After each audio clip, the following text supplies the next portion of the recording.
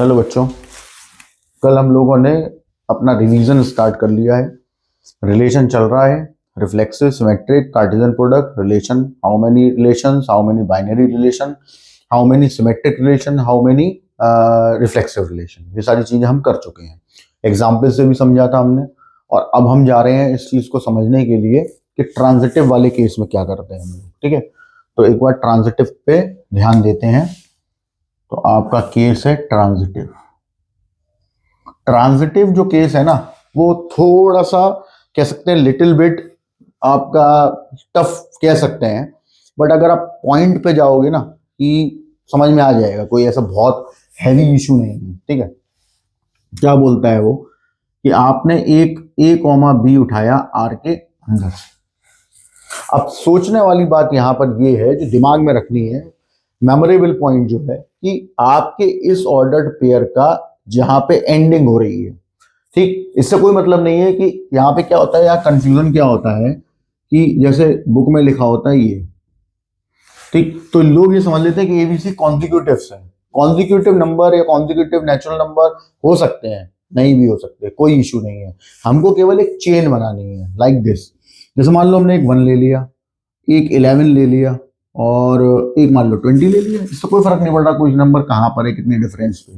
ठीक, अगर मैंने 1 को सपोज 20 से कनेक्ट किया, यानी 1,20 मैंने उठाया, तो अब मैं क्या देखूंगा कि 20,11 मतलब जहां एंडिंग हो रही है वो अब तीसरे एलिमेंट से ऐड होना चाहिए। अब वो 11 हो सकता है, 15 हो सकता है, कुछ भी हो सकता है, तो आर के ऊपर डिपेंड करेगा। ठीक, कॉन्जिक्यूटिवनेस से हमें मतलब नहीं है।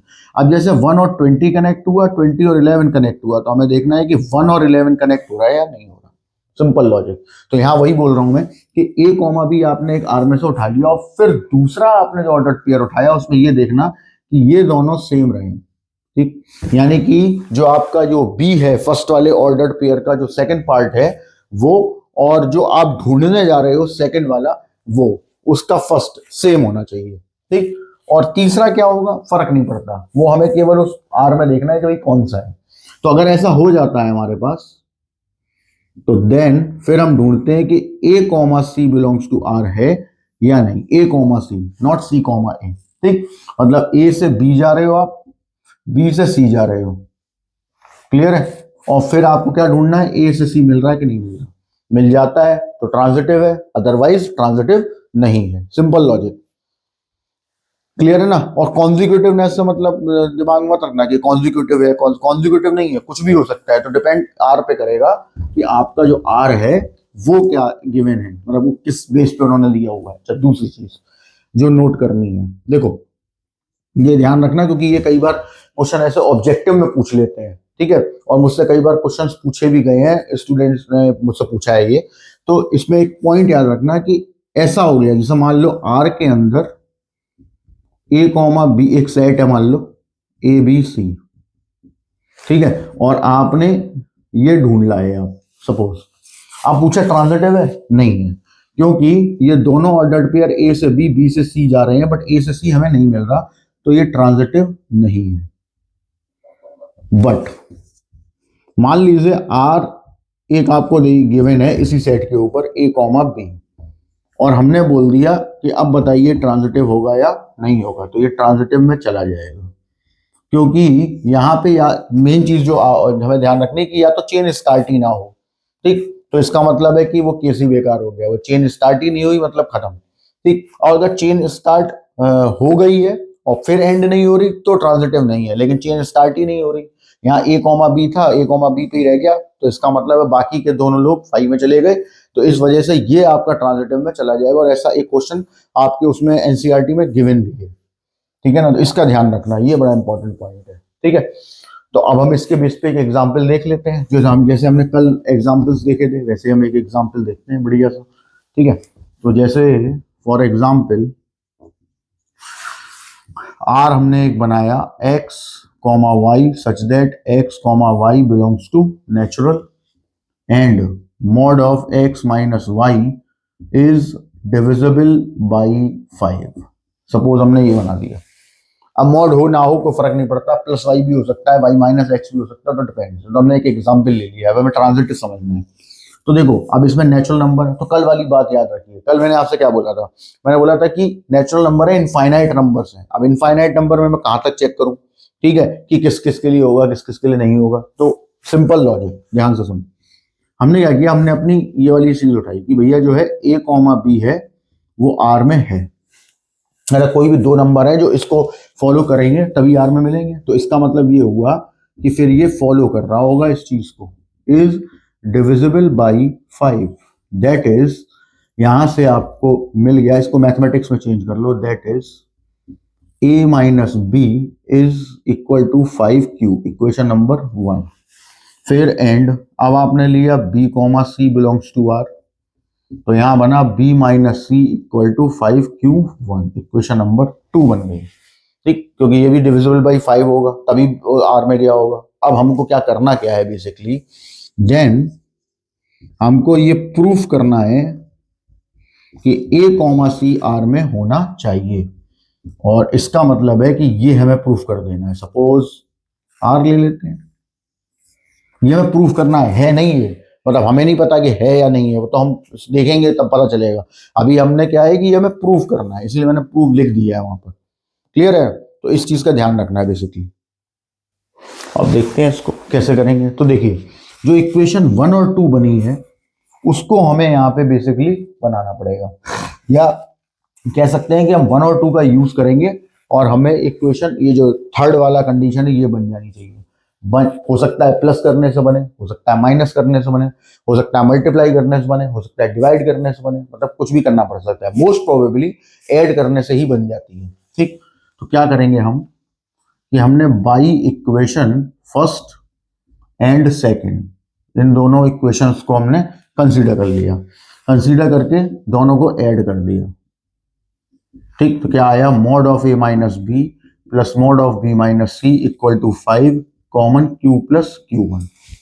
अब ये क्या हुआ, देखो मॉड का मतलब है कि जो वैल्यू आ रही है दैट विल बी पॉजिटिव। ठीक है, यहाँ केवल ये मॉड का मतलब है। तो बेसिकली हम क्या करेंगे, अब इन्हें कनेक्ट कर देंगे, तो ये आ गया a minus B plus B minus C, और इस q प्लस q1 को हम कुछ और ले सकते हैं, k मान लेते हैं, क्योंकि q प्लस q1 अब कुछ भी नंबर बन जाए, लेकिन 5 का मल्टीपल है तो इसका मतलब 5 से डिवाइड होगा, हमें तो उसी से मतलब है, b से b cancel, mod of a minus c is 5k। और इक्वेशन नंबर आपकी मान लो ये थर्ड है और ये फोर्थ है, तो अब देखिए थर्ड और फोर्थ सेम है कि नहीं है। ठीक, अब यहाँ वो कल मैं बता चुका हूँ कि आर से और के से मत सोचना, क्योंकि आर और के कोच केवल वो है कि अब सिंबल है कि कोशिएंट है, ये भी 5 से डिवाइड है और है माइनस सी का मॉड, ये भी 5 से डिवाइड है माइनस सी का मॉड, तो इसका मतलब ये हो गया कि दे विल बी सेम। तो equation third support equation fourth, so R is transitive. अब आपको फिर भी अगर लगता है कि कुछ है, मतलब लग रहा है कि यार समझ में एग्जामिनर को नहीं आएगा, तो आप एक काउंटर एग्जाम्पल दे सकते हो। ठीक, कोई भी काउंटर एग्जाम्पल ले लो, ठीक, यहाँ पे अपनी बात को जस्टिफाई करने के लिए। जैसे आपने लिया, लेकिन याद रखना इस चीज का, ठीक, हमने लिया मान लो 5,10। ठीक, क्यों, अब देख लो यहाँ पे 5 माइनस 10 करो, डिविल बाई 5 हो गया। तो अब अगला जो है वो आपका, ये तो आर में हो गया, आपने 10 कॉमा लेना है, जो भी कुछ लेना है। अब 10 कॉमा 15 ले लो, 20 ले लो, तो मर्जी है आपकी, जैसे चाहे वैसे कर लो। 10 कॉमा मान लो 15 ले लिया हमने, ये भी आर में होगा। तो अब हमें ये देखना है कि 5 और 15 आर में है कि नहीं है, तो देख लो जरा, 5 कॉमा 15 बिलोंग्स टू, चेक कर लो। 5 माइनस 15 इज माइनस 10, मॉड के बाहर आएगा तो प्लस 10 और 5 से डिवाइड होगा, तो जस्टिफाई हो गया आपका आंसर। तो आप ऐसे करके कोई एग्जाम्पल भी क्रिएट कर सकते हैं, कोई इशू नहीं इसमें। क्लियर है, नोट कर ले। अब देखो, हम लोग एक इक्विवेलेंस क्लास के बारे में देखते हैं, मतलब इक्विवेलेंस रिलेशन के बारे में पहले हम देखते हैं। इक्विवेलेंस रिलेशन क्या बताया था आपको कि if R be a equivalence relation when R is reflexive, symmetric and transitive। जो एक रिलेशन इक्विवेलेंस होता है वो रिफ्लेक्सिव, सिमेट्रिक एंड ट्रांजिटिव तीनों होना चाहिए, तब आपका यहाँ ऐसा बनेगा। अब सपोज हमारे पास, पहले हम ये समझ लेते हैं, ये बहुत जरूरी है और इससे रिलेट करके एक चीज बहुत जरूरी है। ठीक है, हमने लिया एक एग्जाम्पल लिया, ठीक है, कोई भी एक एग्जाम्पल ले लेते हैं, और है या नहीं है वो पता नहीं, वो तो अपन देख लेंगे कि क्या है क्या नहीं है। एक बार एक ले लेते हैं यार, सपोज बोला a comma b such that a comma B belongs to real and 1 plus A b is greater than 0। बोला चेक करना है कि ये जो है, ये हमारा रिलेशन ये इक्विवेलेंस है या नहीं है। क्लियर है? या तीनों चेक करने हैं कि भैया रिफ्लेक्सिव, सिमेट्रिक, ट्रांजिटिव तीनों चेक करके बताओ क्या है ये। ठीक है, ऑब्जेक्टिव में भी पहले आ चुका है और वैसे भी आ सकता है प्रूफ करने को भी। तो क्या है, अपना स्टार्टिंग अपनी होगी रिफ्लेक्सिव से, कि रिफ्लेक्सिव है कि नहीं है। तो रिफ्लेक्सिव मेरा क्या कह रहा था कि for all a belongs to R real numbers, क्योंकि रियल नंबर्स में ही होने चाहिए, रियल नंबर है। Then a comma a belongs to R, मतलब रिलेशन में होना चाहिए। तो अब ये कब होगा, ए कॉमा बी तभी हो सकता है जब इसको फॉलो करे। तो यहां से बना 1 प्लस ए डॉट ए, क्योंकि यहाँ ए बी की जगह दोनों ए है, तो 1 plus A square is greater than 0। है ही, सिंपल ही है। क्या क्यों है ऐसा, आप समझा भी सकते हो। ठीक है, ऐसे समझा सकते हो आप कि since a square is greater than equal to 0 for all a belongs to real, माने आपका जो ए है वो कोई भी रियल नंबर हो, कोई भी, ठीक, या तो ए स्क्वायर 0 होगा या ए स्क्वायर की वैल्यू 0 से ग्रेटर होगी, क्योंकि स्क्वायर है तो which will always be positive, positive होनी है, पक्की बात है। ठीक, अब हमने क्या किया, हमने 1 ऐड कर दिया, तो ये ग्रेटर देन 0 हो जाएगा, इक्वल टू 0 नहीं होगा। उसका रीजन क्या है, देखो इसको ऐसे समझते हैं, आप ऐसे समझ लो या दूसरे ढंग से समझ लो। ऐसे समझ लो कि ए स्क्वायर अगर 0 मान लो है भी, तो 1 प्लस ए स्क्वायर में ए स्क्वायर 0 हो भी गया तो भी ये 1 रहेगा, तो 0 से ग्रेटर है। या फिर हम इसको ऐसे समझ सकते हैं कि हमने दोनों साइड 1 ऐड कर दिए। अब 1 जब ऐड कर दिया, सोचिए 1 प्लस ए स्क्वायर जब 1 से ही बड़ा है, ठीक है, तो क्या कहते हैं, उस कंडीशन में वो 0 से तो बड़ा ऑटोमेटिकली होगा। तो ऐसे समझ लीजिए, वो जैसे चाहो आप कर लो, कोई इशू नहीं उसमें। तो ये कंडीशन आ गई आपकी निकल के, इसका मतलब है ये करेक्ट है, आर इज रिफ्लेक्सिव, पक्की बात। इसको ध्यान से समझ लेना, क्योंकि ऑब्जेक्टिव में भी आ चुका है, और ऑब्जेक्टिव में आएगा तो आप तुरंत देख के लगा देना भी रिफ्लेक्सिव तो है। ठीक, अब हम चेक कर लेते हैं कि सिमेट्रिक होगा या नहीं होगा। तो हमने सेकंड ऑप्शन चूज किया, यही है सिमेट्रिक, और चेक कर लें फिर ट्रांजिटिव। सिमेट्रिक कहता है कि if a comma B belongs to R, यानी 1 plus A b is greater than 0, equation 1, then b comma a belongs to R, यानी 1 plus b a is greater than 0। ठीक है, ये आपकी कंडीशन हो गई कि 1 प्लस ए बी, पहली वाली कंडीशन तो हमें पता है कि हम लेके आए हैं आर में से। सेकंड कंडीशन हमने बनाई है कि होनी चाहिए। अब हमने जो इक्वेशन 1 और 2 बना लिए, तो मैंने आपको क्या बोला था, दोनों बनाओ, चेक करो कि सपोर्टिव है या नहीं है। तो आपने कोई भी 2 नंबर इस तरीके से चूज किए आर में से, रियल नंबर में से, और उसका ऑर्डर्ड पेयर आपको आर में मिल गया, तो फिर उसके बाद आपने देखा कि 1 plus A b is greater than 0 है। तो अब आपको उन्हें केवल चेंज करना है, क्योंकि ए बी में तो कहीं चेंज होगा नहीं, जो ए बी पहले था वही ए बी बाद में भी रहेगा, चाहे उसको बी ए कर लो। ठीक, और 1 प्लस ए बी अगर ग्रेटर देन 0 है, तो 1 प्लस बी डॉट ए, मतलब B A, product of B A, वो ऑटोमेटिकली 0 से ग्रेटर होगा ही होगा। क्लियर है ना? ठीक है ना? तो ये चीज तो क्लियर हो गई कि ये दोनों सपोर्टिव हैं। तो equation first and second are supportive, so R is symmetric. आप चाहें तो वो रीजन दे सकते हैं यहां पर कि a b and b a are same, so 1 plus A b and 1 plus b a are also same. If 1 plus A b is greater than 0, then 1 plus b a is also greater than 0, तो they are supportive, तो कोई issue नहीं है उसमें। ठीक, अब हम आते हैं मेन मुद्दे पे कि वो जो हमारा तीसरा पार्ट है वही यहाँ पे थोड़ा सा टफ है। ठीक है, वो है आपका ट्रांजिटिव।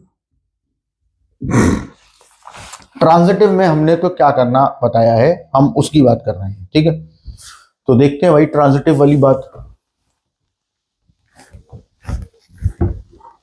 ट्रांजिटिव में हमको करना ये है कि if a comma b belongs to r, that is 1 plus A b is greater than 0, ये आपकी 1 मान लो।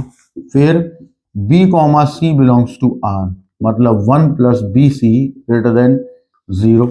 देन प्रूफ करना है हमें, ठीक, लिख दो जिससे आपको भी याद रहे, एग्जामिनर को भी पता चले कि a comma C belongs to r, that is 1 plus a c is greater than 0। ये होना चाहिए, इसको डाल दीजिए थर्ड। ये मुझे प्रूफ करना है या नहीं है वो तो बात की बात है। क्लियर, ये हो गया। अब हमारे पास है इक्वेशन 1 एंड 2। तो पहले तो आप जैसा मैं बता रहा हूं वैसा करोगे, जैसा हम और क्वेश्चंस में करते हुए आए हैं। उसके बाद चाहो तो एक काउंटर एग्जाम्पल मार देना, कोई इशू नहीं है, एग्जाम में भी करके आ सकते हो। ठीक, तो देखिए जरा क्या बताया जा रहा है। मैंने आपसे बोला था कि जो इक्वेशन 1 एंड 2 है उनकी हेल्प ले लो और उनकी हेल्प से थर्ड वाली इक्वेशन प्रूफ करो। अब हो सकता है दोनों ऐड करके फायदा हो सकता है माइनस करके, हो सकता है मल्टीप्लाई करके, हो सकता है डिवाइड करके हो, ये आनी चाहिए। ठीक, आ जाती है तो बहुत बढ़िया है। तो देखिए मैंने क्या किया, इक्वेशन फर्स्ट को ऐड किया सेकंड में, तो आपका मिल गया ये 2 plus a plus c b is greater than 0। फिर मैंने क्या किया, इक्वेशन फर्स्ट में से माइनस कर दिया सेकंड को, तो ये आ गया आपके पास a minus c b greater than 0। फिर मैंने क्या किया, इक्वेशन फर्स्ट मल्टीप्लाई कर दी इक्वेशन नंबर सेकंड में, 1 plus A b 1 plus b c is greater than 0। हम इसको सॉल्व भी कर सकते हैं, मतलब इसको सॉल्व करके भी दिखा सकते हो आप। ठीक है, तो हमने यहाँ पे सॉल्व कर दिया, क्या आया देखो, 1 plus A b plus b c plus A b square c is greater than 0। And हमने फिर क्या किया, इक्वेशन फर्स्ट में इक्वेशन सेकंड का डिवाइड मार दिया। ठीक, तो 1 plus A b upon 1 plus b c is greater than 0। आप देख सकते हैं कि इनमें से फोर्थ हो, फिफ्थ हो, सिक्स हो या 7 हो, ठीक है, कोई भी हो, इन सात, मतलब ये लास्ट की चारों इक्वेशन में से कोई भी थर्ड के संग मैच नहीं कर रही। तो equation third do not match with equation fourth, fifth, sixth and seventh, so R is not transitive. क्योंकि कोई तो एक मैच करती ना, हमने ऐड करके देख लिया तब भी कुछ नहीं हुआ, माइनस करके देख लिया तब भी कुछ नहीं हुआ, मल्टीप्लाई करके देख लिया तब भी कुछ नहीं हुआ, डिवाइड करके देख लिया तब भी कुछ नहीं हुआ। तो जब किसी से कुछ नहीं हो रहा तो इसका मतलब है कि भाई ये तो पॉसिबल ही नहीं है, मतलब आर इज नॉट ट्रांजिटिव, यानी रिजल्ट बना कि आर जो है वो इक्विवेलेंस रिलेशन तो नहीं है। क्यों? क्योंकि रिफ्लेक्सिव है, सिमेट्रिक है, बट ट्रांजिटिव नहीं। हमने इक्विवेलेंस में पढ़ा हुआ है कि रिफ्लेक्सिव, सिमेट्रिक, ट्रांजिटिव तीनों होना चाहिए, तो इसका मतलब ट्रांजिटिव नहीं है, पक्की बात है। अब ऑप्शन ऐसे आ सकता है कि रिफ्लेक्सिव है, सिमेट्रिक है, ट्रांजिटिव नहीं है, रिफ्लेक्सिव है, ट्रांजिटिव है, सिमेट्रिक नहीं है, ट्रांजिटिव है, सिमेट्रिक एंड रिफ्लेक्सिव नहीं है। ऑप्शन कुछ भी चूज कर सकते हैं, लेकिन क्या आया ऑप्शन में आंसर, रिफ्लेक्सिव है, सिमेट्रिक है, लेकिन ट्रांजिटिव नहीं है। अब आती है कि आपको रह गया एक दिमाग में कि यार नहीं यार, मुझे अभी भी क्लियर नहीं हुआ या मैं एग्जामिनर को पूरी बात समझा नहीं पा रहा हूं, तो आप एक काउंटर एग्जाम्पल दे देंगे जो आपकी बात को सपोर्ट करेगा। ठीक, ये आप किसी भी थ्योरी वाले क्वेश्चन के साथ कर सकते हो एग्जाम में, कोई इशू नहीं है। ठीक है, तो हम एक एग्जाम्पल क्रिएट करते हैं। देखिए हमने एक एग्जाम्पल ऐड कर लिया क्योंकि रियल नंबर है हमारा, कि let a equal to 1, b equal to -1/2 and c equal to -1। क्योंकि क्या बताया था आपको कि कोई भी थ्योरी में याद रखने वाली बात ये होती है कि ये आपकी रियल लाइफ से रिलेटेड है। जैसे आपको 12th के एग्जाम में अच्छे नंबर्स लाने के लिए या पास होने के लिए सारे एग्जाम में पास होना पड़ेगा, सारे पेपर्स में पास होना पड़ेगा, फेल होने के लिए एक भी काफी है। ठीक है, तो इसी तरीके से यहां पर आपको एक एग्जाम्पल भी ऐसा मिल गया आर के अंदर जो आपकी बात को सपोर्ट नहीं कर रहा, मतलब ट्रांजिटिव नहीं है, तो इसका मतलब वो नहीं में ही जाएगा। तो हमने एक क्रिएट कर लिया ABC। ठीक, अब हमने क्या किया, हमने लिया पहले A कॉमा B, यानी यहां से बना 1 plus A b is greater than 0। तो चेक कर लेते हैं A और B का मल्टीप्लाई करके कि हमारे केस में वो क्या था। हम यहाँ पे ले रहे हैं 1 कॉमा -1/2 और यहाँ रख दिए हमने, तो यहाँ क्या आ गया -1/2 और यहाँ आ गया 1/2 और 1/2 इज ग्रेटर देन 0, मतलब ये मिल गया आर के अंदर है ये। फिर हमने लिया -1/2 -1, ये आ गया आपके पास 1 प्लस 1/2, क्योंकि इन दोनों का मल्टीप्लाई हो जाएगा तो प्लस आ जाएगा, तो आएगा 3/2। 3/2 ऑल्सो ग्रेटर देन 0, मतलब ये दोनों तो आर में है, ठीक, यानी आर में मिल रहे हैं। देन अब क्या होना चाहिए कि 1, भी आर में होना चाहिए। तो आपका देखिए जरा है कि नहीं है, तो ये आ गया 0, और 0 ग्रेटर देन 0 होगा, नहीं होगा। सो आर इज नॉट ट्रांजिटिव। तो ये आपका काउंटर एग्जाम्पल हो गया सोचने के लिए। क्लियर है ना?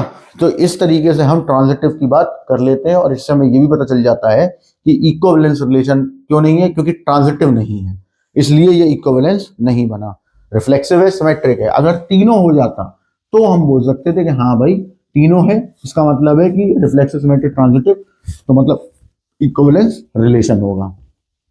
अब आते हैं हम इस बात पे कि इसमें एक चीज जनरेट होती है जो हमसे पूछी जाती है, कभी कभी लॉन्ग क्वेश्चन में भी लगा के दे दी जाती है, और कभी कभी आपसे ये शॉर्ट में भी पूछ लेंगे, शॉर्ट से इन द सेंस 2 नंबर में ऑब्जेक्टिव में पूछ सकते हैं। तो उसका नाम है इक्विवेलेंस क्लास, और इसके बारे में भी समझना है और इसकी प्रॉपर्टी के बारे में भी समझना है, और ये बड़ा इंपॉर्टेंट है इक्विवेलेंस क्लास। इन केस आपने आफ्टर 12th मैथमेटिक्स अपने पास रखी, बीटेक में गए, ठीक है, आपके कंप्यूटर साइंस में जग गए, ग्रेजुएशन में गए, ग्रेजुएशन ऑनर्स में गए, पोस्ट ग्रेजुएशन में जाओगे, मैथमेटिक्स रखते हो अपने पास, तो एक सब्जेक्ट आपको मिलेगा एल्जेब्रा, जिसका नाम होगा एब्स्ट्रैक्ट एल्जेब्रा, और वो फिर रिलेट करेगा लीनियर एल्जेब्रा से। तो उसमें ये सारी चीजें बड़ी इंपॉर्टेंट होने वाली हैं, ठीक। और वो मजा ही तभी आएगा जब आपको बेसिक चीजें पता होंगी, और वो आप यहाँ पे पहले से मालूम होगा, क्लियर होगा, तो इम्प्लीमेंट भी कर पाओगे। तो इक्विवेलेंस क्लास, सबसे पहले तो हमें ये जानना है कि ये जो इक्विवेलेंस क्लास है आपकी होती क्या है ये, ठीक है, और फिर उसके बाद उसके बारे में करेंगे। तो equivalence class be a set of those elements of given set capital A which relate to a certain element of A, which equivalence class we find। यानी इनके कहने का मतलब ये है कि जो इक्विवेलेंस क्लास है वो एक सेट है, ठीक, और वो एक ऐसे आपका एलिमेंट्स का सेट है जिसमें जो सेट आपको गिवन होगा, जिसके ऊपर वो रिलेशन बन रहा होगा, उसके एलिमेंट्स का सेट है। लेकिन उसके एलिमेंट कौन से एलिमेंट? उसके वो एलिमेंट जिसका आपको, जिस सर्टेन एलिमेंट की, यानी उस ए में से जिस सर्टेन एलिमेंट की इक्विवेलेंस क्लास आपको निकालनी है, उससे रिलेट जो भी रिलेशन दिया गया, उस रिलेशन का यूज करके उससे जो जो एलिमेंट रिलेट करेगा वो उस क्लास के अंदर जाएगा। And which is denoted by, तो जैसे मान लीजिए हमने ए की इक्विवेलेंस क्लास निकाली हुई है, तो ये इसको ऐसे डिनोट कर देंगे, क्लियर, इक्विवेलेंस क्लास को। और इक्विवेलेंस क्लास निकालेंगे तो वो उसमें जाएगा, बी आएगा, such that a related to b and a comma B belongs to capital A, ये रहेगी। अब वो एग्जाम्पल से समझ में आ जाएगा अभी, ठीक है, क्योंकि रिवीजन चल रहा है तो मैं एक एक चीज खोल के नहीं बता सकता, बट वीडियो पड़ा हुआ है रिलेशन का पूरा, उसमें डिटेलिंग हो चुकी है, लेकिन फिर भी मैं कोशिश कर रहा हूँ कि मैक्सिमम चीजें आपके पास चली जाए जो एकदम क्लियर कट रिवाइज हो जाए बढ़िया तरीके से, ठीक है। तो ये है आपका इक्विवेलेंस क्लास। अब हम एक एग्जाम्पल करते हैं ना तो बढ़िया रहेगा, क्योंकि एग्जाम्पल से समझ में आता है, ठीक है, कि हम बेसिकली चाहते क्या है। तो देखिए, और फिर उसकी प्रॉपर्टी के बारे में बताएंगे और उसी एग्जाम्पल से बता देंगे, ठीक है। जैसे मान लो, अच्छा दूसरी चीज, एक चीज और नोट जो बड़ा इंपॉर्टेंट होगा, equivalence class is only exist for a relation which is equivalence relation। देखिए एक बात और बता दूं मैं कि राइटिंग मेरी खराब है, बट मैं इसीलिए मैं बोल भी रहा हूं साथ के साथ, ठीक है। और राइटिंग भाई ऐसी ही है तो है ना, तो बस केवल अंदाजे से काम चला लेना, मैं बोल रहा हूँ इसीलिए। इक्विवेलेंस, इक्विवेलेंस यहाँ पे सॉरी क्लास और लिख देता हूं मैं, equivalence class is only exist for a relation which equivalence relation, माने कहने का मतलब ये है कि अगर कोई रिलेशन इक्विवेलेंस नहीं है तो इक्विवेलेंस क्लास होगी ही नहीं उसकी। यानी इक्विवेलेंस क्लास केवल तभी एग्जिस्ट करती है जब आपका रिलेशन इक्विवेलेंस होता है। तो हम आपको यहाँ पे अभी इक्विवेलेंस रिलेशन एक दे रहे हैं, ठीक है, प्रूफ नहीं कर रहे क्योंकि एग्जामिनर प्रूफ करवाएगा, तो वो बता ही चुका हूं कैसे करना है। हम सीधा बना दे रहे हैं, हम इक्विवेलेंस क्लास की बात कर रहे हैं तो उसको समझते हैं। तो मान लीजिए मैंने आपको एक आर दे दिया और एक इक्विवेलेंस क्लास दे दी, पर अब पूछ लिया आपसे x comma y such that x comma y belongs to, अभी हम इंटीजर कर देते हैं, ठीक है, समझने के लिए थोड़ा ठीक रहेगा। एंड अब यहाँ पे एक रिलेशन क्रिएट कर देते हैं जो हमें पहले से पता हो कि वो एक इक्विवेलेंस रिलेशन होगा। तो देखो एक दो एग्जाम्पल ले लेंगे। Mod of a minus B is divisible by 3, suppose ये ले लिया। अब a plus b is even, ठीक है, a माइनस बी या इज इवन, ऐसा कुछ भी हो सकता है, तो क्वेश्चन पे डिपेंड होगा। अभी मुझे जो याद आया वो मैंने बता दिया, ठीक है, और एक दो और डिस्कस कर लेंगे। अब यहां इसने पूछा find 1 2 3 4 and dot dot dot, बल्कि इतने ही निकाल लो पहले, फिर जो आगे भी समझाना चाह रहा हूं इतने से हो जाना चाहिए। ठीक, देखो क्या कहा गया था, पहले हम उस पर बात करेंगे। जैसे वो बोला कि 1 की इक्विवेलेंस क्लास में, सिंबल का मतलब ही इक्विवेलेंस क्लास निकालनी है, तो 1 की इक्विवेलेंस क्लास निकालने को बोला हुआ है। तो आप क्या करोगे, ध्यान से सुनना, ठीक। हम क्या करेंगे, हम x और y में से x को फिक्स कर लेंगे यहाँ, ठीक, और इंटीजर्स है, ऑब्वियस है, और यहाँ पे क्या हो जाएगा 1 माइनस बी, सॉरी यहाँ पे a माइनस बी ना होके x माइनस वाई कर लो। 1 minus y is divisible by 3। तो अब देखिए अभी क्या आपने बोला था, आपने बोला था कि जिसकी इक्विवेलेंस क्लास आप जिस सर्टेन नंबर की या जिस सर्टेन एलिमेंट की आप इक्विवेलेंस क्लास निकाल रहे हो उसके बारे में याद रखना कि वो उससे रिलेट करेगा, और जिस एलिमेंट से रिलेट करेगा वो रिलेशन होगा जो आपको यहाँ गिवन है, यानी इससे। क्लियर है, और इससे मिलके जो भी वाई आएंगे वो यहाँ हम कलेक्ट करते जाएंगे, that is your equivalence class. तो यहाँ पे क्या है कि यहाँ बेसिकली ऐसा आना चाहिए कि y such that mod of 1 minus y is divisible by 3 and y belongs to z, ये ठीक पूरी कंडीशन रख लो। शुरुआत कैसे होगी, तो देखिए इंटीजर्स हैं, हमने स्टार्टिंग करी, हम नेगेटिव की बात नहीं कर रहे हैं, पहले आगे की बात कर लेते हैं। जैसे हमने 0 रखा 1 माइनस 0 1 रहा, 1 3 से डिवाइड हुआ नहीं हुआ, छोड़ दिया, आएगा ही नहीं। अब हमने यहाँ पे 0 के बाद नंबर आया 1 का, इंटीजर लेने ना, 1 माइनस 1 0, 0 किसी भी नंबर से डिवाइड है, इसका मतलब है कि 3 से डिवाइड हो जाएगा, तो 1 हम यहाँ ले लेंगे। ठीक, अब हम आगे सोचेंगे, सोचो मत, अब केवल एक नंबर पकड़ना होता है बस। कितने से डिविजिबल है 3, तो इसमें 3 ऐड कर दो, ये हो गया 4, ये हो गया 7, ये हो गया 10, ये हो गया 13 एंड डॉट डॉट। पॉजिटिव वाले हो गए, नेगेटिव वाले में आ जाओ। ठीक, जैसे आपने 0 लिया था, अब 0 से पहले आ जाओ नेगेटिव में, -1 नहीं करेगा क्योंकि माइनस माइनस प्लस 1, ये हो गया 2, वो नहीं हो रहा, -2 करेगा। और इसे लॉजिक फिर से वही, ठीक है, सोचना नहीं था। 1 में से जैसे आगे बढ़ने के लिए 3 ऐड किया, तो पीछे जाने के लिए क्या करना होगा, माइनस करना होगा। तो 1 में से -3 कर दो, कितना आया -2, तो यहाँ -2, फिर क्या करना होगा, अब फिर हम पीछे जा रहे हैं, तो -2 के बाद कौन आएगा, गैप दे दो 3 का, -5, फिर उसके बाद -7, सॉरी माइनस आपका हो जाएगा 8 एंड फिर हो जाएगा -11 एंड डॉट डॉट। तो दैट्स योर आंसर, ये आपका इक्विवेलेंस क्लास हो गया 1 का। सिमिलरली अगर आपने कहा हम तो 2 की निकालेंगे, तो 2 की भी यही होगी। अब वो 2 से रिलेट करेगा कि यहाँ y आएगा और 2 minus y is divisible by 3 होना चाहिए, ठीक है, तो 3 हो गया। देखो भाई पहला एक नंबर सोच लो आप, देखो, और उसका भी बहुत आसान है कि जो नंबर यहाँ जिसका पूछा है वो तो होना ही है, वहां सबसे सिंपल है। 0 हो नहीं पाएगा, 1 हो नहीं पाएगा, हम पॉजिटिव की बात कर रहे हैं, तो कहां से स्टार्टिंग होगी, 2 से होगी, तो 2 से हो गई, 3 ऐड कर दिया, 5 हो गया, ऐड कर दिया, 8 हो गया, 11 कर दिया, ऐड हो गया। एंड अब नेगेटिव में जाना है, तो 2 से पहले तो अब ऑब्वियस बात 0 1 तो हो नहीं रहे थे, तो नेगेटिव में जाओ, तो वही लॉजिक अप्लाई करो जो अभी किया था। आगे जाने के लिए 3 ऐड किया था, पीछे जाने के लिए क्या करेंगे, 3 माइनस, तो 2 में से 3 माइनस कर दीजिए, क्या आ गया, -1।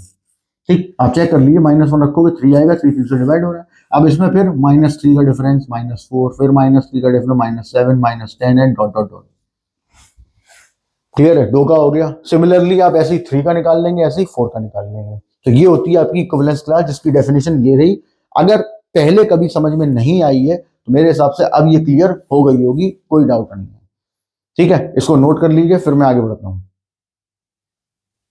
अब देखिए, अच्छा हाँ, कुछ लोगों ने मुझसे पूछा भी था कि सर क्या सारे चैप्टर्स ऐसे होंगे, पॉसिबल ही नहीं है भाई। देखो जो फर्स्ट हाफ है, ठीक, सेकंड हाफ में से इंटीग्रेशन से तो अपन स्टार्ट करके आए थे, indefinite integration, definite integration, area bounded by curves, differential equation, probability, probability distribution हो चाहे कंडीशनल प्रोबेबिलिटी, बेस थ्योरम, ठीक है, वेक्टर्स, 3D, ये और क्या कहते हैं, सारी चीजें हो चुकी हैं आपकी, अभी रिसेंटली हुई हैं। तो इनमें हम सिर्फ मेन पॉइंट पे बात करेंगे कि जैसे मैंने सपोज करो मैंने इंडेफिनिट इंटीग्रेशन उठाया, इंडेफिनिट इंटीग्रेशन के मैंने सारे जो एग्जाम में आ रहे हैं सारे पॉइंट, एक चार्ट मैंने इंडेफिनिट इंटीग्रेशन के फर्स्ट वीडियो में अपडेट भी किया हुआ था, वो चार्ट आपको बता दूंगा यहाँ पर, और उसमें एक एक क्वेश्चन बताते जाएंगे कि ये इंपॉर्टेंट है और ये इस तरीके से सॉल्व किया था, तो सारे मेथड एक बार में रिवाइज हो गए।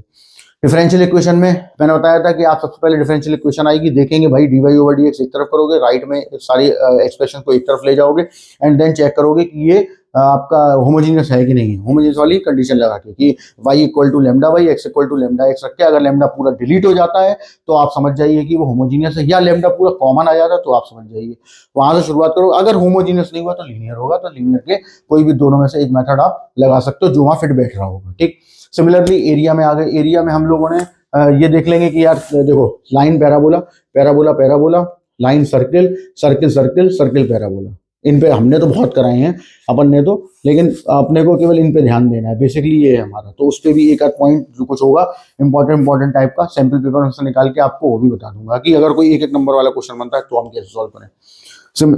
Similarly vector 3D, vector 3D में से जो शॉर्ट क्वेश्चन है उनको डिस्कस कर लेंगे अपन, क्योंकि सब मैं वहां पे फॉर्मूले बेस्ड तो कुछ करके पढ़ाया नहीं था, मैंने सब प्रूफ करा दिए थे, और उनको कैसे यूज करना और एक ही फॉर्मूले से हम कैसे काम चला सकते हैं वो हो गया।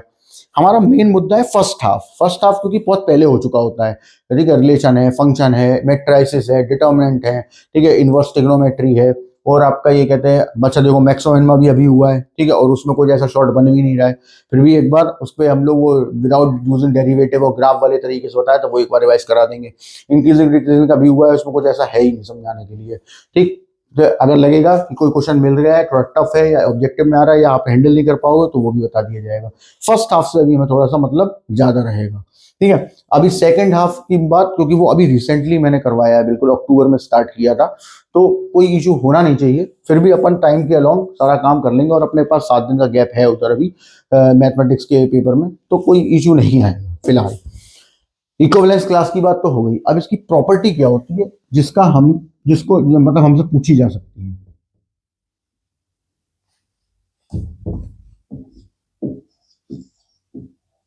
प्रॉपर्टी के बेस पे क्वेश्चन भी पूछा जा सकता है और प्रॉपर्टी भी पूछी जा सकती है, वो रीजन रिलेशन वाले में दे सकते हैं आपको, तो कुछ भी हो सकता है, तो अपने को पता होनी चाहिए बेसिकली। और फिर मैं आपको यहाँ पे उसका एक एग्जांपल भी दे दूंगा। प्रॉपर्टी कहती है कि इक्विवेलेंस,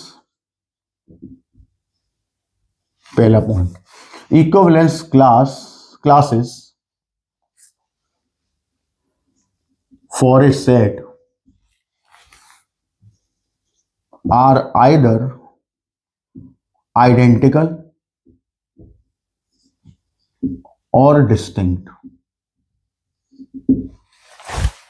यानी अब इनका मतलब समझो आप कि आपके पास एक सेट है जिसके ऊपर एक रिलेशन काम कर रहा है, उसमें आपने उस रिलेशन पे उस सेट के लिए सारी इक्विवेलेंस क्लासेस निकाली, तो या तो वो सारी इक्विवेलेंस क्लासेस आइडेंटिकल होंगी या फिर वो डिस्टिंक्ट होंगी। अब ये बात ऐसे समझ में नहीं आती, तो अपन देखो समझते हैं। अभी हमने एक एग्जाम्पल क्रिएट किया था ना, उसी से हम समझ लेंगे। तो देखो जरा क्या है, हमने एक आर दिया आपको, a, b ठीक है, वही क्वेश्चन उठा लेते हैं, A comma B belongs to N का पॉजिटिव जेड कर देते हैं, ठीक है, थोड़ा आसान रहेगा, समझाना ही है बस केवल एक positive Z a minus B is divisible by 3। पता है हमें कि इक्विवेलेंस रिलेशन है, ठीक, कर लेते हैं जरा एक बार। हमने जैसे 1 की निकाली तो हमारे पास 1 की, अब मैं निकाल के दिखा रहा हूँ, अपन तो सीख ही चुके ना, तो आप केवल डायरेक्ट लिखूंगा मैं। जैसे 1 वाले में पहला 1 आ जाएगा, फिर 4 आ जाएगा, फिर 7 आ जाएगा, फिर 10 आ जाएगा एंड डॉट डॉट डॉट।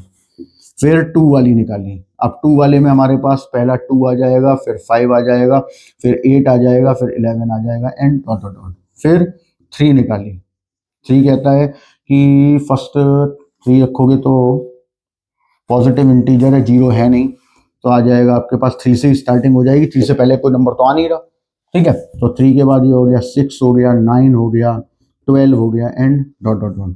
फिर हमने 4 निकाला, तो यहाँ आ जाएगा आपके पास 4 के केस में पहला आ जाएगा 1 4 फिर 7 फिर 10 फिर डॉट डॉट डॉट। फिर 5 की निकाली, अभी सब नहीं निकालनी है, केवल मैं दिखाना चाह रहा हूँ जो चीज़, उस पर ध्यान देते हैं। अब जैसे हमने 5 की निकाली तो 5 की स्टार्टिंग हो जाएगी आपके पास 2 से, तो 2 आ गया, 5 आ गया, 8 आ गया, डॉट डॉट डॉट, ठीक। 6 की निकाली तो अब आ जाएगा आपके पास 3 आ जाएगा, 6 आ जाएगा, 9 आ जाएगा एंड डॉट डॉट डॉट। अब जो हम समझाना चाह रहे हैं वो जरा कॉन्सेंट्रेट, उससे क्या बोला था, equivalence class for a set are either identical और डिस्टिंक्ट। तो जरा ध्यान से देखिए, केवल यही 3 लोग ऐसे हैं जो आपके डिस्टिंक्ट हैं, बाकी देखो फिर ये रिपीट कर गए, यानी आइडेंटिकल हो गए।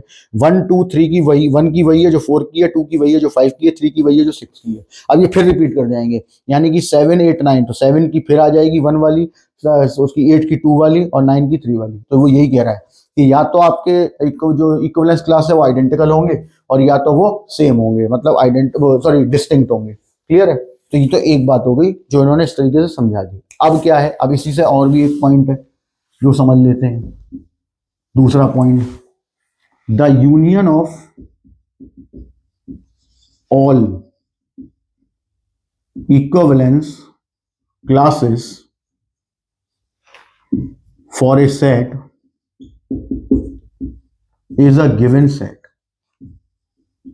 यानी जितने भी आपकी, और union of all equivalence, all distinct लिखना, all distinct equivalence classes for a set is a given set.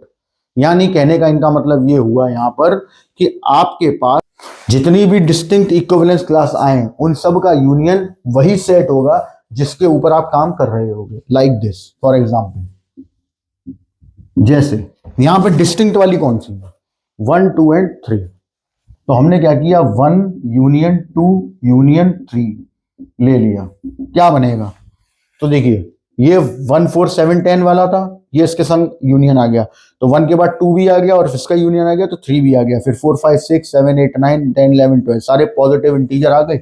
मतलब आपको क्या लाके दे दिया इसने, सारे पॉजिटिव इंटीजर। वो यही कह रहा है कि जितनी भी डिस्टिंक्ट इक्विवेलेंस क्लास होंगी एक सेट की, उनका यूनियन जब आप लोगे तो वो सेट बन जाएगा आपके पास। क्लियर कट, ठीक, नोट कर लीजिए फटाफट से, ये आपका पॉइंट हो गए सारे।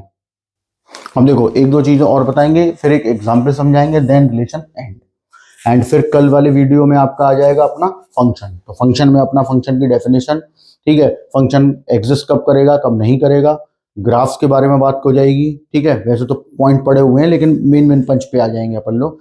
1 1 onto, many 1 onto, many 1 into 1 1 into बारे में बात हो जाएगी, क्योंकि जो क्वेश्चन एग्जाम में पूछा जा रहा है उससे रिलेशन है हमारा। बेसिकली उनके मेथड्स की बात हो जाएगी और 4 5 इंपॉर्टेंट क्वेश्चन निकाल लूंगा मैं कि ये है। रेंज डोमेन की बात हो जाएगी, इंपॉर्टेंट है, ठीक है।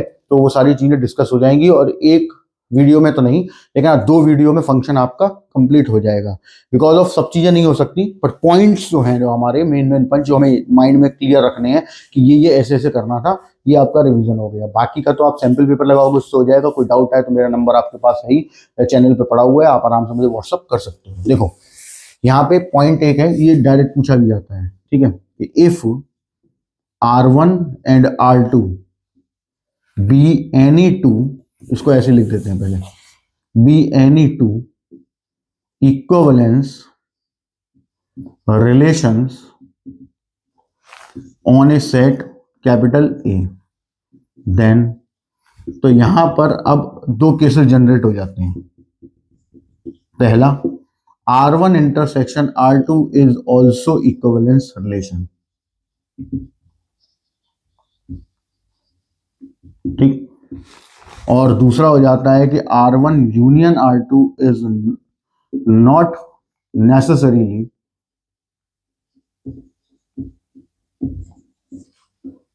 इक्विवेलेंस। ठीक, ये दो पॉइंट है जो आपको डायरेक्टली याद रखने हैं। ठीक, ये पॉइंट आपसे ऑब्जेक्टिव में पूछे जा सकते हैं कि R1 R2 जो है वो टू इक्विवेलेंस रिलेशंस हैं एक सेट के ऊपर, तो उनका इंटरसेक्शन क्या है, 100% इक्विवेलेंस होगा। और यूनियन क्या है, नॉट नेसेसरीली, हो भी सकता है और नहीं भी। और इसमें सबसे खतरनाक जो पॉइंट है वो यही है। वैसे तो मैंने प्रूफ कराया हुआ है, लेकिन ये ऐसे भी पूछ लेते हैं वो। अब इसमें क्या होता है कि जिसमें नॉट नेसेसरीली वाली कंडीशन आ जाती है, इसमें प्रूफ ऐसे नहीं होते। इसमें क्या है, आपको एक काउंटर एग्जाम्पल देना होता है जो आपको ये बता रहा हो कि वो इक्विवेलेंस रिलेशन R1 है R2 है, लेकिन जो आप उनका यूनियन ले रहे हो वो नहीं है। ठीक है, ये तो सीधा सीधा क्वेश्चन है और मेरे वीडियो में पड़े हुए हैं। ठीक, मैं केवल पॉइंट आउट कर रहा हूं कि आपको याद क्या रखना है एग्जाम में। ठीक है, तो अब जरा हम इसका वो काउंटर एग्जाम्पल की बात कर लेते हैं इस वाले। ठीक है, क्योंकि इंटरसेक्शन वाला तो सिंपल है, आप आराम से खुद भी कर सकते हो, नहीं तो मेरा वीडियो देख लेना रिलेशन वाला, उसमें पड़ा हुआ है।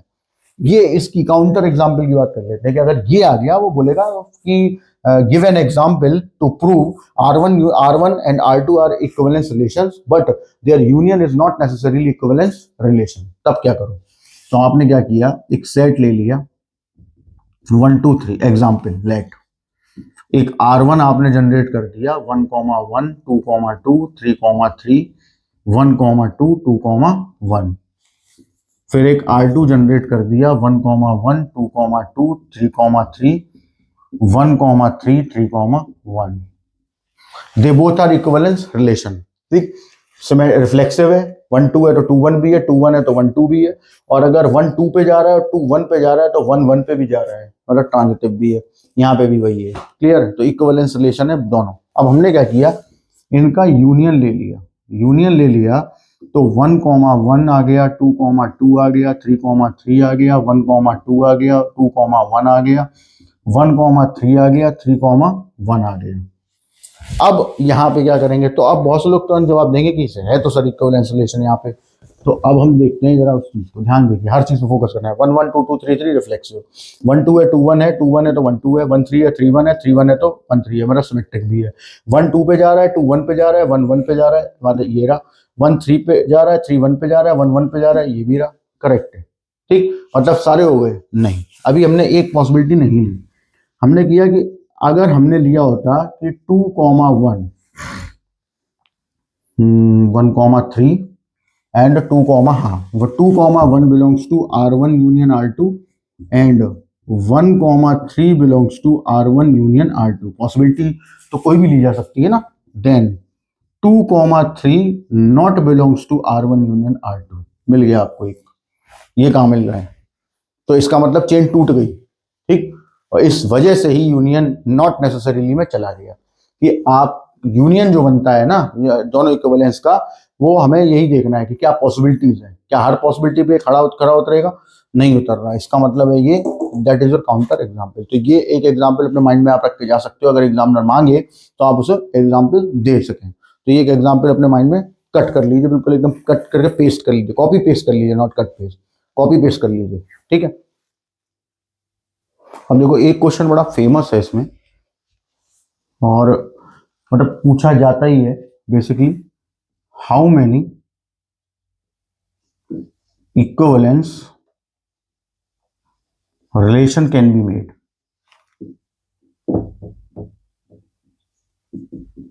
ठीक, ये वैसे तो 3 के ऊपर पूछ लेते हैं, 1 2 3 नंबर देके और क्वेश्चन पूछ डालते हैं आपसे, बट होने को तो 4 पॉइंट भी हो सकते हैं और 5 भी हो सकते हैं, मतलब डिपेंड इस पे करेगा कि पूछा किस पे जा रहा है। अब अभी तक 3 पे तो पूछा ही गया है और वो बन भी सकते हैं, लेकिन 4 और 5 के अगर आपको दे दिए गए तो दिक्कत हो जाएगी, तो वहां पर प्रॉब्लम आती है एक।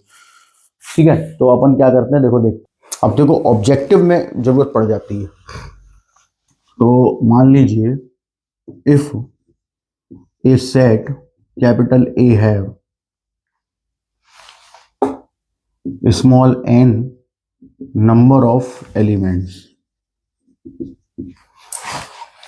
क्लियर है? स्मॉल एन क्या एम कर लो, क्योंकि कंडीशन उसी के बेस पे बनने वाली है यहाँ पर। अब देखो वैसे तो कुछ है नहीं कंडीशन में, जैसे पहले हम एक, अब या तो हम बना के देखें, जैसे उन्होंने कम एलिमेंट दे दिए तो बना के भी देख लेते हैं, बट ज्यादा एलिमेंट में प्रॉब्लम होने लगेगी, क्योंकि जैसे एक क्वेश्चन में बता देता हूँ फिर इसके ऊपर आते हैं। जैसे मान लो ए 1 2 3 उन्होंने दे दिया, तो ये जाना पहचाना क्वेश्चन होता है कि भैया कितने इक्विवेलेंस रिलेशन बनेंगे, तो 5 बनेंगे। कैसे बनेंगे? ठीक है, आपने एक बना दिया R1 कि 1 1 2 2 3 3, बाकी 5 हो गया। फिर दूसरा बना दिया 1 1 2 2 3 3 1 2 2 1। फिर तीसरा बना दिया 1 1 2 2 3 3 और 1 3 3 1। फिर आपने बना दिया R4 कि 1 1 2 2 3 3 और 2 3 3 2। और पांचवा बना दिया आपने 1 1 2 2 3 3 1 2 2 1 1 3 3 1 2 3 3 2। तो ये आसान था, बन गए पांचों। ठीक, 5 हो गए इसमें से। और फिर इसमें से क्वेश्चन इस तरीके से भी बन जाता है कि ये 2 ऑर्डर पेयर लेके कितने बनेंगे और ऐसा क्या होगा, इस टाइप की। तो ये तो आसान है क्योंकि 3 है। अब यहाँ पे मैं एक एलिमेंट और बढ़ा देता हूं तो हमें उसका अंदाजा नहीं होगा कि तब क्या करें हम। और बनाने को तो छोड़ो, बनाने का तो वो बाद में करेगा कि list all the equivalence relation, तो वो तो बात की बात है। अभी हमारे पास दिक्कत ये आएगी कि होते कितने हैं। बेसिकली क्वेश्चन यही होता है कि इक्विवेलेंस रिलेशन कितने होंगे। ठीक है, अब जैसे set A have m number of elements इन्होंने बोल दिया, तो अब क्या करें हम ऐसे केसेस में, हमें ये देखना है। तो देखो क्या हो जाएगा, मान लेते हैं एस एक इक्विवेलेंस रिलेशन है, तो S M N equal to 1 upon N factorial sigma के equal to 0 to N minus 1 की power K N C K N minus K whole power M. वैसे तो ये फॉर्मूला आप याद कर पाओ तो बेस्ट है, क्योंकि इसी से आपकी कंडीशन निकलेंगी। यहाँ पे क्या बोला गया है, एस एम एन, एस माने इक्विवेलेंस रिलेशन, ठीक है, और आपको दिया है 1 अपॉन एन फैक्टोरियल सिग्मा के equal to 0 to N minus 1 की power K N C K N minus के की पावर एम। ये आपको यहाँ बोल दिया गया।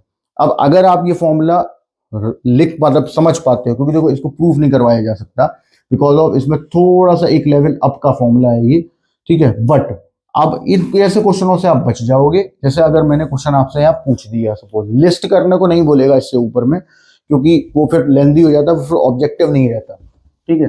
तो इसलिए अब जैसे मान लो मैंने यहाँ पे चेंजेस किए, ये 3 वाले की पहले देख लेते हैं एक बार, तो कैसे करना होता है। तो देखो हमने किया पहला एस, एम का मतलब है टोटल 3 और एन का मतलब है पहला, पहला मतलब फर्स्ट एलिमेंट, ठीक। तो यहाँ आपने रख दिया, तो यहाँ आ गया 1 अपॉन 1 फैक्टोरियल सिग्मा के इक्वल टू 0 टू एन मतलब 1 माइनस 1 की पावर के एन सी के मतलब 1 सी के, और यहाँ आ गया 1 माइनस के होल पावर 3, ठीक। आपने सॉल्व किया तो 1 हो गया। अब सॉल्व किया तो आपने एक सिग्मा खोला होगा तो 0 रखो, 0 हो गया तो ये 1 हो गया। यहाँ 0 रखा तो ये भी 1 हो गया। यहाँ 0 रखा तो 1 का क्यूब आ गया। उसके बाद जब आप 1 रखोगे, 0 के पास सीधा 1 आएगा, 1 रखोगे तो 1 माइनस 1 0 हो जाएगा, मतलब ये 1 है, ठीक। एस 3 2 में गए, 3 2 में आपका हो गया 1 अपॉन 2 फैक्टोरियल सिग्मा के इक्वल टू 0 टू आपका हो गया 2 माइनस 1 की पावर के 2 सी के, और यहाँ 2 माइनस के और होल पावर एम, एम मतलब 3, ठीक। अब इसको सॉल्व करेंगे, तो करते हैं इसको सॉल्व। यहाँ पर ये हम 1 2 3 के लिए सॉल्व कर रहे हैं। ये ए इक्वल टू जो आपका है वो 1 2 3 के लिए सॉल्व कर रहे हो आप अभी। फिर 4 के लिए भी कर सकते हो, 5 के लिए भी कर सकते हो, एक सीख लो, बाकी अपने आप ही हो जाएंगे। तो यहाँ क्या आ गया, 1 अपॉन 2 फैक्टोरियल का 2 हो गया। अब यहाँ पे आपका सिग्मा लगा हुआ है, तो के इक्वल टू आपने रखा 0, 0 हो गया 1, यहाँ 2 सी 0, 2 सी 0 भी 1 हो गया, 0 2 की पावर 3 आ गई। फिर उसके बाद आपने यहाँ पे लिया 1, 1 मतलब यहाँ माइनस 1 की पावर 1 मतलब नेगेटिव आएगा, नेगेटिव। यहाँ आ गया 2 सी 1 माने 2, और यहाँ आ गया 1, तो 2 माइनस 1 इज 1, 1 का क्यूब 1, तो 2 लिख दिया सीधा। फिर आप 2 पे चले गए तो 0 हो गया, तो ये आ गया आपके पास 2 का क्यूब, 2 का क्यूब हो गया आपके पास 8 माइनस 2 6, 2 से डिवाइड किया तो 3, क्लियर। और उसके बाद लास्ट एस 3,3 तो 1/3 फैक्टोरियल सिग्मा के इक्वल टू 0 to 3, यहाँ आ गया -1 की पावर के, यहाँ आ गया आपके पास 3c के, यहाँ आ गया 3 - के होल पावर 3। रखो जरा, ये तो 6 हो गया, ब्रैकेट आ जाओ, 0 रखो पहले, 3c0 3 तो 3 की पावर 3 हो गया, फिर माइनस लगा, अब आप 1 पे गए, 3c1 इज 3 क्योंकि नेगेटिव हो गया होगा, और ये हो गया 2 की पावर 3, फिर उसके बाद प्लस आ गया क्योंकि अब आप 2 पे चले गए, 2 पे चले गए तो ये प्लस हो गया, 3c2 इज 3 और यहाँ 1 हो गया, और बाकी लास्ट वाला 0, 1/6 ये हो गया आपका 27, ये हो गया 24 प्लस 3, तो ये हो गया आपके पास 6/6, आंसर इज 1। तो कितने बने देखो, 1 एक ये बना 1 वाले से, फिर 2 वाले से 3 बने और एक इससे बने, तो 3 और एक 4 और एक 5, तो टोटल आपके पास इक्विवेलेंस कितने आए, 1 + 3 + 1, आंसर इज 5। तो ये आपका है फॉर्मूला, जिसमें आपसे अगर इक्विवेलेंस रिलेशन 3 के लिए पूछे, 4 के लिए पूछे, अगर आप इसे याद कर पाओ, ठीक है, तो बहुत बढ़िया रहेगा आपके लिए कि आप इसे दिमाग में रख लो और लेके जाओ अपना आराम से माइंड में। एंड लेके जाने का मतलब ये नहीं है कि भैया तुम लेके चले गए हाथ पे लिख के, ठीक है ना, एक चिटविट बना के चले गए, एग्जामिनर ही मतलब एग्जाम ही नहीं दे पाओगे पता चला, ठीक है ना, वो नहीं करना है, लिख के दिमाग में रख के अगर आप जा सकते हो ये लेके कि हाँ भाई यहाँ लेके इधर माइंड में, ठीक है ना, यहाँ लेके जाना है, यहाँ लिखना नहीं है कहीं पे भी, ठीक, तो लेके जा सकते हो तो ले जाओ भैया अपना दिमाग में, एंड कर दो। अब वो 4 का पूछे, 5 का पूछे, 6 का पूछे, कितने का भी पूछ ले, कोई फर्क नहीं पड़ता, ठीक। अब हम एक क्वेश्चन और डिस्कस करेंगे, क्या कहते हैं, लास्ट होगा ये, क्या कहते हैं, बहुत मतलब ऐसा क्वेश्चन है कि हम लोगों ने इक्विवेलेंस रिलेशन के करे तो हैं वो, और वहां पे भी मैंने बताया हुआ है, मेरे उसमें भी पड़े हुए हैं, क्या कहते हैं, वीडियोस में भी, बट मैं डिस्कस इसलिए करना चाहूंगा क्योंकि उसमें मैंने अक्सर देखा हुआ है, जब मैं ऑफलाइन भी पढ़ाता था तो उसमें भी काफी सारे बच्चे उस क्वेश्चन में अटक जाते थे, या उसकी टेक्निकल मतलब टेक्निकलिटी नहीं समझ पाते थे कि करना क्या है बेसिकली, ठीक है। तो वो चीज एक बार हम जरा डिस्कस कर ले तो बहुत बढ़िया रहेगा, एंड देन फिर अपन ये वीडियो एंड कर देंगे। क्या है वो, हमने बोला कि आपके पास आर है एक जो कि बन रहा है a, b related to c, d से, and r is defined on n cross n, और ऐसे 3 क्वेश्चन हैं, ठीक है, लेकिन मैं एक सबसे टफ वाला बता दे रहा हूं तो उससे ही आपको फिर पता चल जाएगा आगे का मैटर क्या करना है। यहां से बना कि AD B + C BC A + D, ठीक, और ये तो नेचुरल हो ही गई, ये आपका रिलेशन है। Then R is equal, then prove that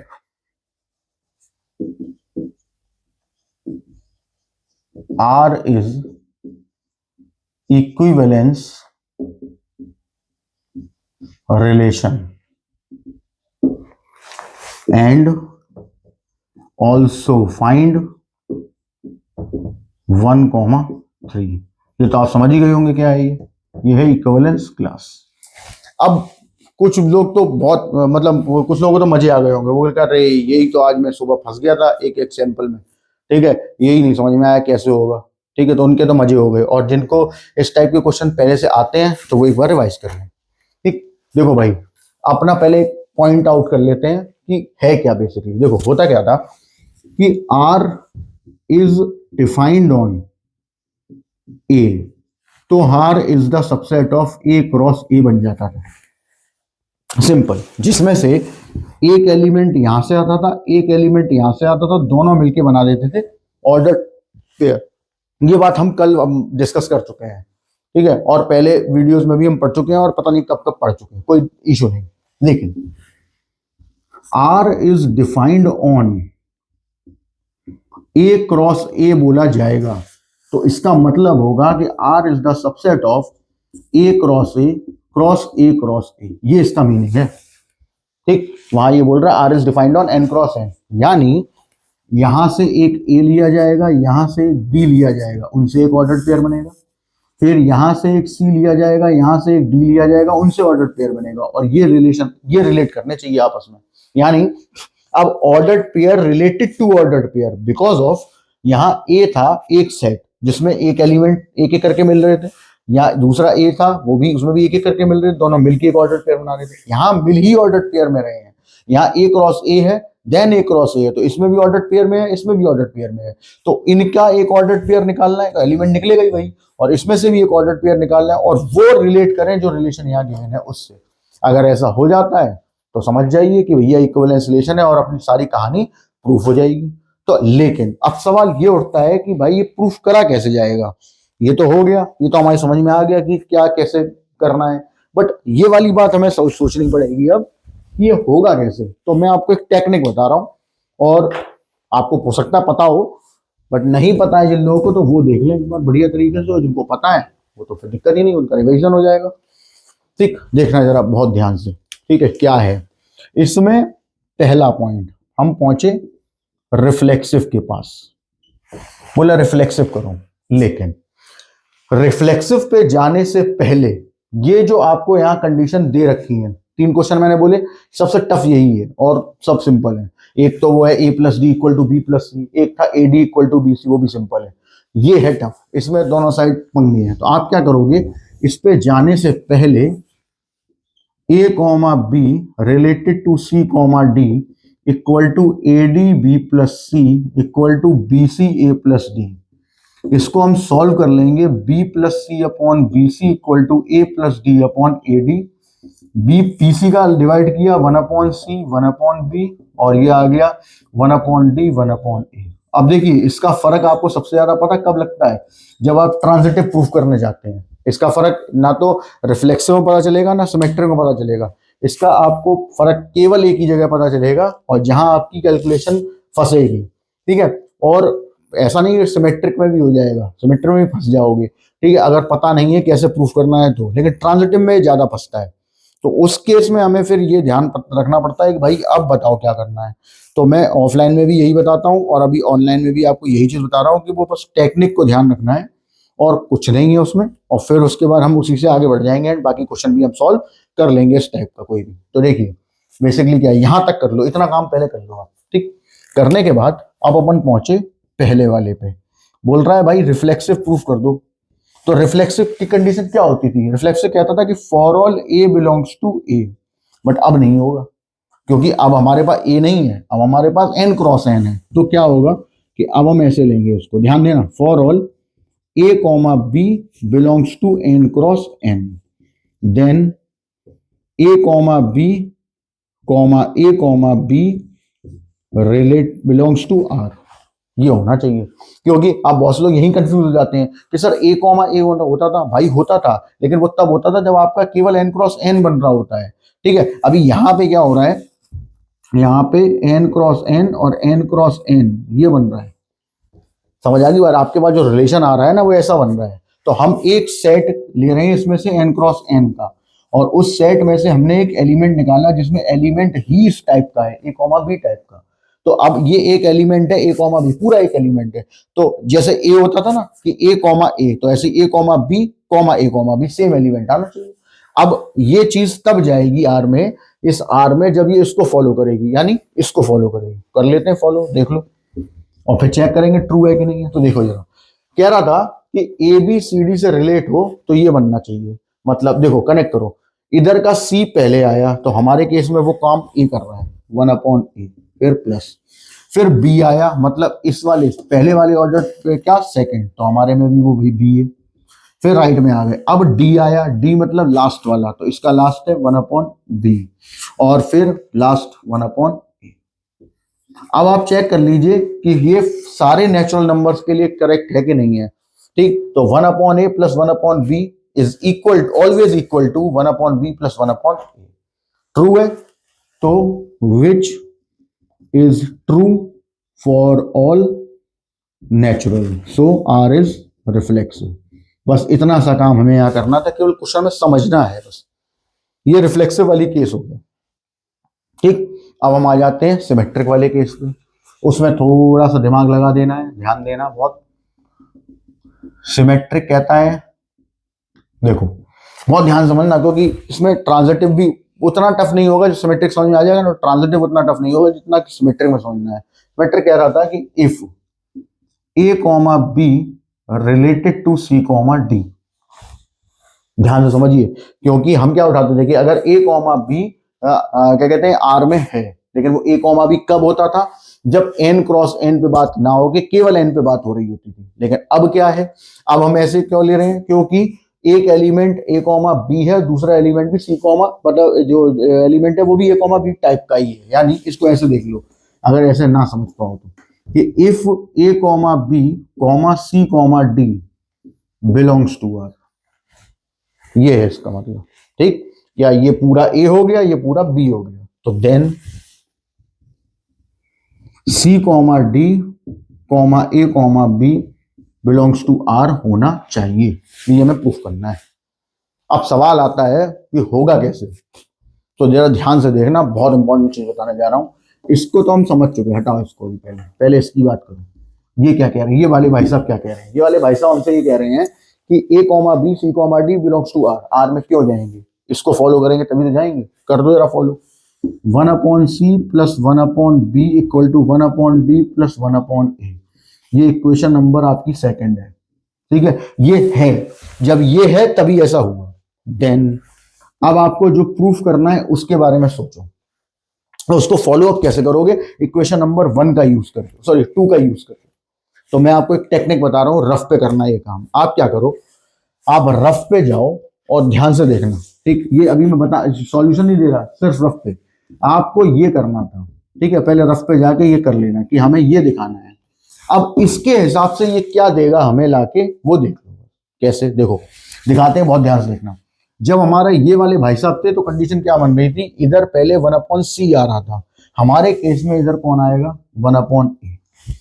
फिर सेकंड नंबर पे आ रहा था 1/b, यहाँ ये किससे रिलेट कर रहा है ना, 1/b मतलब इसका सेकंड, तो इसका सेकंड यानी यहाँ आएगा 1/d। फिर राइट वाले में अब आ रहा था 1/d, d मतलब सेकंड ऑर्डर पेयर का लास्ट वाला बंदा, मतलब हमारे में आएगा 1/b और एट लास्ट 1/c।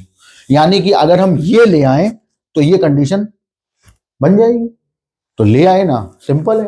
आपको केवल अब ये पता चल गया कि आंसर क्या है, ये आपका आंसर है, ये लाना है मुझे, क्लियर कट, ये आपको आंसर में लाना है और कुछ नहीं करना। तो देखो आ गया, देखो इसको रफ पे अपना रखना, ठीक। हमने क्या किया, इसको सॉल्व किया, सॉल्व करने के लिए मैं क्या करूंगा, इनको आपस में एक्सचेंज कर लूंगा, क्योंकि इक्वल है तो कर सकते हैं हम ऐसा, एक्सचेंज हो गए, ठीक। एक्सचेंज होने के बाद हम क्या करेंगे इसमें, अब 1/d में 1/a ऐड करो या 1/a में 1/d ऐड करो, क्या फर्क पड़ता है, और 1/c में 1/b ऐड करो या 1/b में 1/c ऐड करो, एक ही बात है, क्लियर। तो देन यहां लिख दोगे आप c comma d comma a comma b belongs to r, hence prove r is symmetric. Bestest तरीका है, आप पहले अपना आंसर पता कर लो और उसके बाद भैया जाओ और सीधा रफ पे जाके अपना उठा के टिप दोगी, ये रहा भैया हमारा आंसर हो गया, क्लियर है ना। अब अपन आ जाते हैं क्या कहते हैं ट्रांजिटिव वाली बात पे, इसको मैं हटा देता हूं और अब ट्रांजिटिव देख लेते हैं एक बार। अब वो सिंपल है, ट्रांजिटिव तो है ना, वो उतना मतलब टफ नहीं लगेगा क्योंकि ये आ चुका है ना, तो उसमें तो हमें प्रूफ ही करना रहेगा, ठीक है। ट्रांजिटिव में क्या है कि इफ देखना a comma B comma c comma D belongs to R, मतलब यहां से कंडीशन बना लो 1/c 1/b 1/d 1/a, equation number आपकी बन गई थर्ड।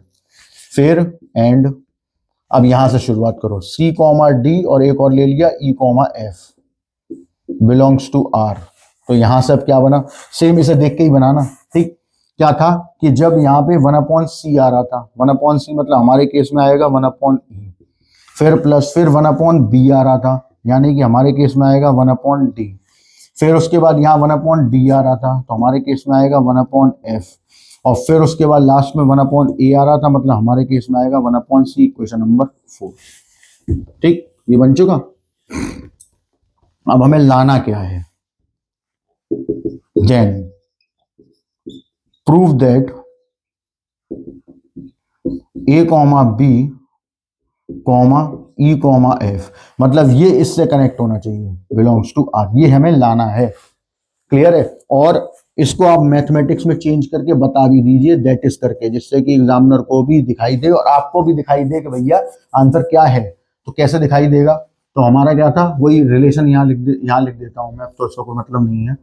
रिलेशन था 1/c 1/b 1/d 1/a, ये इसी का मतलब चेंज करके लिखा हुआ। देखो क्या था, जब हमने इसको रिलेट किया था पहला 1/c आ रहा था, मतलब हमारे केस में आएगा 1/e, फिर प्लस, फिर आ रहा था 1/b, मतलब हमारे केस में भी 1/b, फिर राइट में 1/d आ रहा था, मतलब हमारे केस में आएगा 1/f, और लास्ट में 1/e। मतलब मुझे ये प्रूफ करना है, ठीक। और किसकी हेल्प से करना है, थर्ड एंड फोर्थ की। हो गया, जब आपको पता चल गया आंसर क्या है तो अब तो हो ही गया, ठीक। क्या बचा, आप सिंपल भाई एक सिंपल सा जवाब देंगे कि मैंने अभी क्या बताया था, ट्रांजिटिव में या तो ऐड करके आएगा, या तो माइनस करके आएगा, या तो मल्टीप्लाई करके आएगा, या तो डिवाइड करके आएगा। मोस्ट प्रोबेबली ऐड करके ही आता है।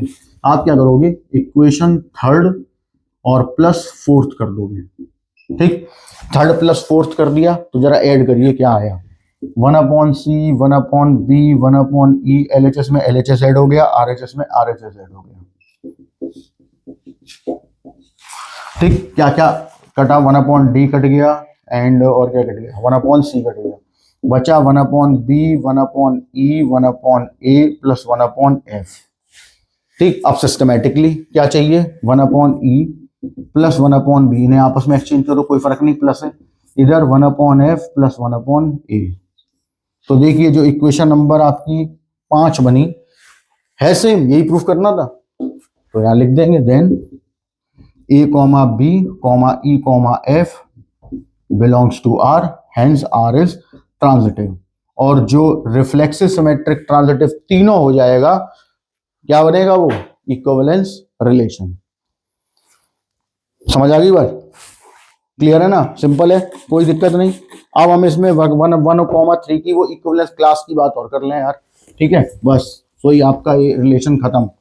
और भाई देखो मैंने पहले भी बोला हुआ है कि लॉन्ग वीडियो जाएगा ही, अगर आपको रिवाइज करना है तो अब मैं पूरा रिवीजन वैसे नहीं करा रहा कि ये हमने पहले पढ़ लिया था, ये हमारा हो गया था, ये मैंने आपको नोट करा दिया था, ये मैंने आपको सॉल्व करा दिया था, हो गया रिवीजन, ऐसे नहीं कर रहे हैं ना अपन कर रहे हैं एक एक पॉइंट लेके, कि मतलब चीजें एकदम रिवाइज भी हो जाए, ठीक है, और हमें कॉपी खोल के भी ना देखनी पड़े, और हम सीधा सैंपल पेपर लगाएं या ऑब्जेक्टिव लाओ, हमारा काम हो जाए, हम सीधे कॉपी में हमारी सारी पॉइंट पहुंच जाए, ठीक। अब आप उसको अलग से पढ़ते फिर लिखते, उससे अच्छा है कि मैंने आपको सारे पॉइंट एक जगह लाके दे दिए, ठीक है। तो देखिए अब वो 1,3 वाली बात पे आ जाते हैं। उसने बोला इक्विवेलेंस क्लास निकालो फटाफट से, 1,3 की इक्विवेलेंस क्लास। तो देखिए जरा ध्यान देना, यहाँ पे C, D आएगा, भाई वो एलिमेंट जो आएगा वो सिंगल तो होगा नहीं, वो अब ऑर्डर पेयर में ही होगा, पक्की बात है। और ये ऐसा होना चाहिए रिलेटेड टू C, D, और हमारे केस में A, B related to C, D में आ क्या रहा था, 1/c 1/b 1/d 1/a ये आ रहा था। तो इसका मतलब है हमें क्या मिलेगा यहाँ से, तो देखो 1/b मतलब 1/3, फिर प्लस, फिर उसके बाद यहाँ पे आपका आ गया, यहाँ पे आपको 1/c मिल गया था, 1/b 1/c मिल गया था, सॉरी 1/c, तो यहाँ आ गया 1/c, फिर प्लस, फिर मिला 1/b मतलब 1/3, फिर इक्वल में आपको मिल गया 1/d, फिर प्लस, और फिर मिल गया 1/a मतलब 1/1। तो यहाँ से 1/c equal to 1/d plus 1 minus 1/3, यानी 1/c equal to 1/d minus plus 2/3।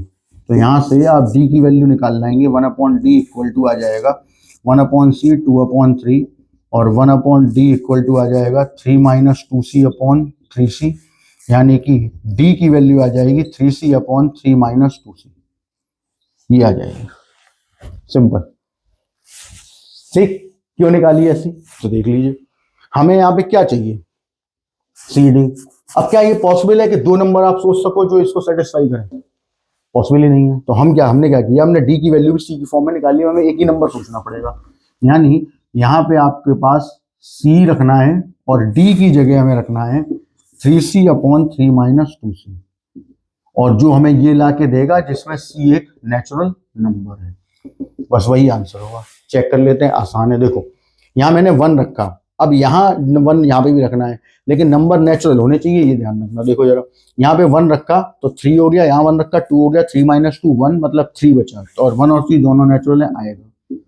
अब इसके बाद 2 आएगा कि नहीं आएगा चेक कर लेते हैं। देखो यहाँ पे 2 रखा और यहाँ पे 2 रखा तो यहाँ 6 हो गया, और यहाँ 2 रखते ही नेगेटिव हो जाएगा, नहीं आएगा, नेचुरल कोई नेगेटिव होता ही नहीं है। अब आप 3 रखो, 3 में जाओगे आप तो 3 के संग भी वही होगा, 4 के संग भी वही होगा, सब नेगेटिव आने लगेंगे, नेचुरल है ही नहीं। इसका मतलब इसकी इक्विवेलेंस क्लास में सिर्फ एक ही एलिमेंट होगा और वो होगा 1,3। That's your answer. क्लियर है? तो ये था आपका रिलेशन का पूरा क्विक रिवीजन, जिसमें सारे पॉइंट मेरे हिसाब से कल की और आज की क्लास में सारे पॉइंट पहुंच गए। रिलेशन क्या होता है, कार्टेशियन प्रोडक्ट क्या होता है, रिलेशन कितने टाइप के होते हैं, ठीक है, उनके अंदर हम लोग क्या करते हैं, और एक और चीज जो मुझे एकदम अभी याद आ गई है वो बता देते हैं, जो शायद बहुत से लोग पूछने वाले होंगे, sir identity relation and reflexive relation में क्या डिफरेंस है? तो देखिए ये भी बता देते हैं। आप यहां एक स्टेटमेंट दिमाग में रख लो, every identity relation is reflexive but it's converse not केवल नहीं लिखना है, नॉट नेसेसरीली ट्रू, क्योंकि नॉट नेसेसरीली मतलब हो भी सकता है। क्लियर है?